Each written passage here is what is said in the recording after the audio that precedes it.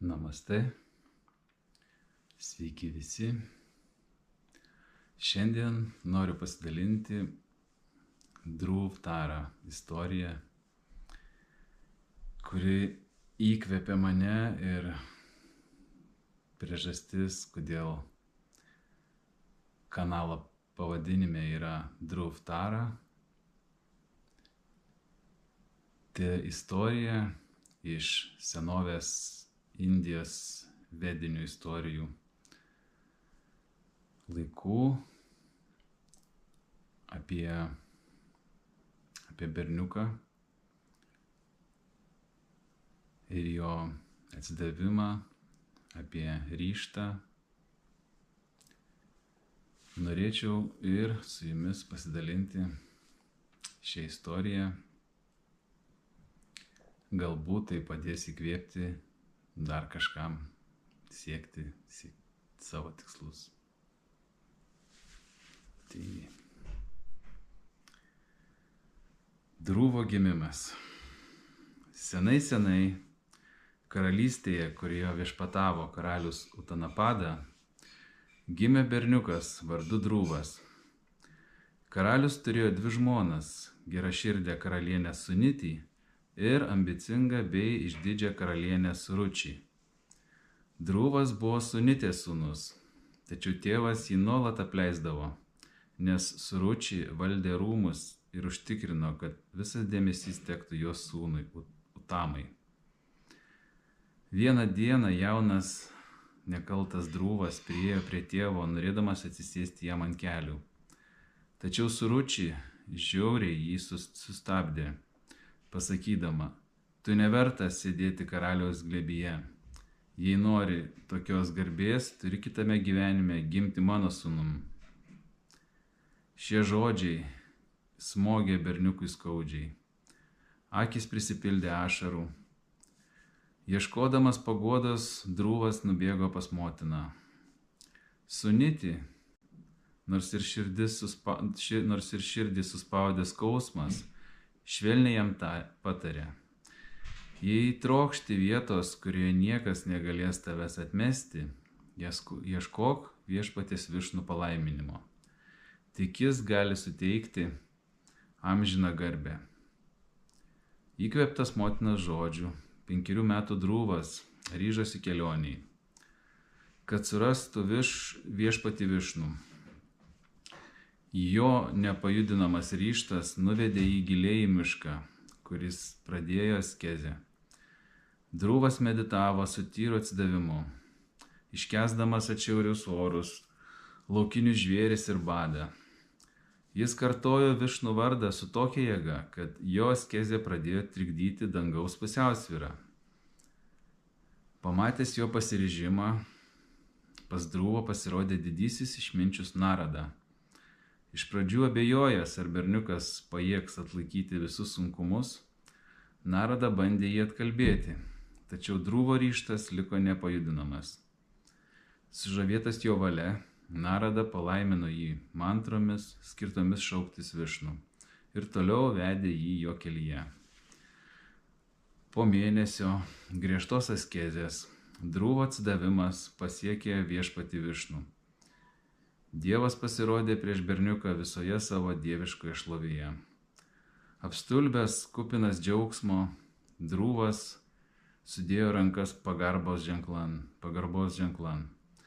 Višnų, sujaudintas jo atsidavimo, tarė: tavo ištikimybė palietė mano širdį, prašyk bet kokios malonės ir ji bus suteikta. Tačiau Dhruvas, būdamas tyras ir nekaltas, neprašė nei keršto, nei žemiškų malonumų. Jis paprašė tokios vietos, iš kurios niekas niekada negalėtų jo išstumti. Įvykdydamas savo pažadą, Višnų pakylėjo Dhruvą į dangų ir jis tapo šiaurinė žvaigždė, Dhruv Tara, amžino stabilumo ir svarbumo simboliu. Šiandien ši žvaigždė lieka nejudanti šiaurės danguje, vedanti keliautojus ir simbolizuojanti tvirtumą. Dhruvo istorija liudija, kad net mažiausias iš mūsų gali pasiekti didybę per tikėjimą, atkaklumą ir atsidavimą. Ji primena, kad iššūkiai ir sunkumai yra tik laiptai į sėkmę, jei tik išliekame ištikimi savo tikslams. Tad kitą kartą pažvelgę į nakties dangų ir pamatę šiaurinę žvaigždę, prisiminkit įkvepiančią mažojo Drūvo istoriją. Berniuko, kuris savo išbandymus pavertė pergalę, spindinčią per amžius.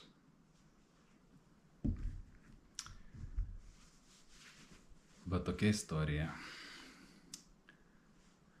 Jinai įkvepia ir mane,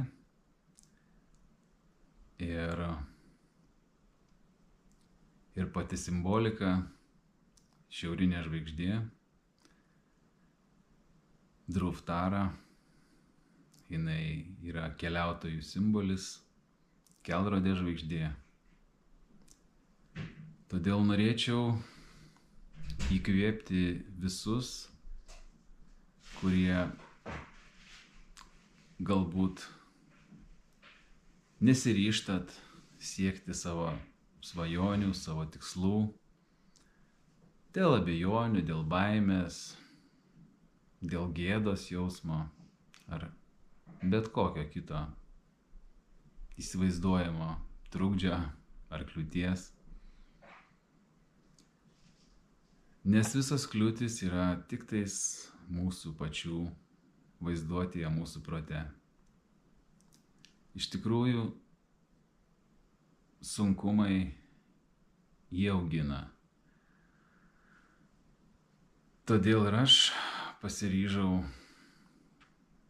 šitai kelioniai, šitam pasidalinimui, kanalo kūrimui, be jokių įgūdžių. Aš niekada nesifilmavau prieš kameras, niekada nemontavau video, audio.